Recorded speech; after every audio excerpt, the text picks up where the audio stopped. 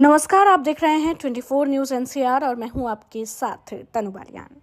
गुरुग्राम जिले का सबसे बड़ा गांव बहुड़ा कला, जिसके अंदर 8 पट्टी और ढाणियों को मिलाकर काफी दूर तक फैला हुआ है। इसी गांव से एक युवा चेहरा सरपंच पद के लिए उभर कर सामने आया, जिसका नाम राजेश चौहान उर्फ बब्बू है। आज हमारे संवाददाता राधे पंडित ने राजेश चौहान से खास बातचीत की और गांव के विकास के बारे में उनकी राय भी जानी। राजेश चौहान ने बताया, उन्होंने अपने चुनावी घोषणा पत्र में 6 प्रमुख मुद्दों को तवज्जो दी, जिससे गांव की नई बल्कि युवा बुजुर्गों और महिलाओं को भी फायदा होगा।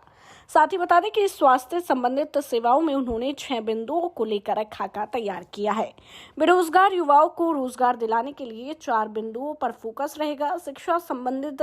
सेवाओं पर भी 6 बिंदुओं पर काम करेंगे और गांव के संपूर्ण विकास के लिए 11 बिंदुओं पर काम करेंगे। पंचायत चुनाव प्रचार के अंतिम दिन राजेश चौहान ने जन आशीर्वाद यात्रा के लिए भव्य तैयारी की थी, जिसमें राम दरबार की झांकी, सैकड़ों गाड़ियों का काफिला, ढोल नगाड़े वाले हजारों की संख्या में ग्रामीण युवा, बुजुर्ग और महिलाएं सुबह से ही इंतजार कर रहे थे कि अचानक खबर मिली कि गांव में एक के बाद एक 3 लोगों की मृत्यु का दुखद समाचार मिला। जैसे ही इसकी सूचना राजेश चौहान और उसके समर्थकों के पास पहुंची तो उन्होंने कहा, गांव का दुख हम सभी का दुख है। और वहां पर एकत्रित ग्रामीण महिलाओं और युवाओं ने दिवंगत आत्माओं की शांति के लिए 2 मिनट का मौन रखा और जन आशीर्वाद यात्रा को रद्द कर दिया। हमारे संवाददाता राधे पंडित ने राजेश चौहान उर्फ बब्बू से बातचीत की, तो क्या कहा उन्होंने, चलिए आपको सुनवाते हैं।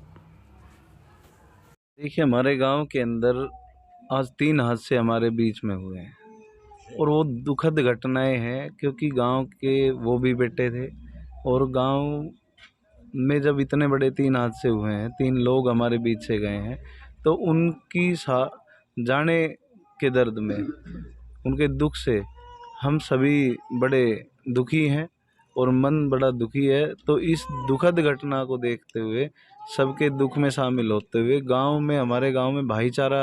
एक रहे, मजबूत रहे, इसी भावना के साथ हमने वो आशीर्वाद यात्रा को हमने स्थगित कर दिया है। आगे भविष्य में आशीर्वाद तो बुजुर्गों का मुझे पहले ही बहुत सारा मिला हुआ था, लेकिन हमने इसको रैली या किसी चुनाव प्रचार का नाम ना देके हमने इसको आशीर्वाद यात्रा इसलिए कहा था, क्योंकि हमने भगवान प्रभु श्री राम की झांकियों में राम दरबार का आयोजन किया कि भाई हमारे जो कलाकार साथी हैं वो राम दरबार के रूप में हमारे बीच में प्रस्तुत हों और गांव में राम जी की झांकी निकाली जाए और उनका आशीर्वाद लेते हुए हम सभी आशीर्वाद यात्रा में निकलें और अपनी मातृशक्ति से, बुजुर्गों से आशीर्वाद लेते हुए पूरे गांव में निकलें।